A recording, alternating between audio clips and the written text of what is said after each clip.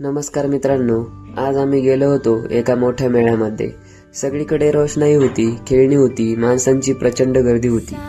पण या आनंदाच्या वातावरणात आमचं लक्ष अचानक एका कोपऱ्यात बसलेल्या एका छोट्याशा जीवाकडे गेलं।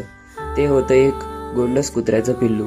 बिचारं गर्दीपासून लपत आणि गर्दीमुळे थोडं घाबरलेलं होतं आणि त्याच्या हालचालींवरून स्पष्ट जाणवत होतं की त्याला खूप भूक लागली आहे। कदाचित कित्येक वेळापासून ते खूप भुकेलं अन्नाच्या शोधात बसलेलं होतं। आम्हाला रावलं नाही, आम्ही लगेच त्याच्यासाठी खाऊची सोय केली। तुम्ही व्हिडिओमध्ये पाहू शकता की त्याला किती भूक लागली आहे। त्याने अगदी काही मिनिटातच सगळं खाऊन पस्त केलं।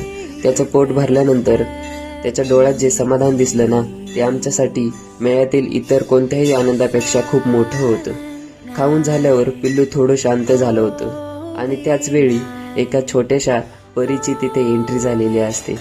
तर ती परी अनोळखी असते, आम्हालाही माहीत नसतं की ती मुलगी कोण आहे।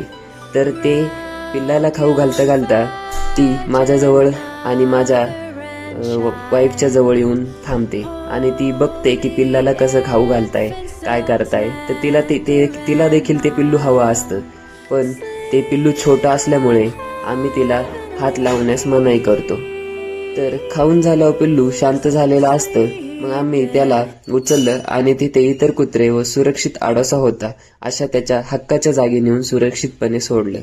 आजचा हा अनुभव आम्हाला खूप काही शिकवून गेला। पण आपल्या आनंदात मग्न असतो, कायम आपण स्वतःचा आनंद हा उच्च ठेवतो, पण आपल्या आजूबाजूला अशा मुक्या जनावरांना आपली गरज असते।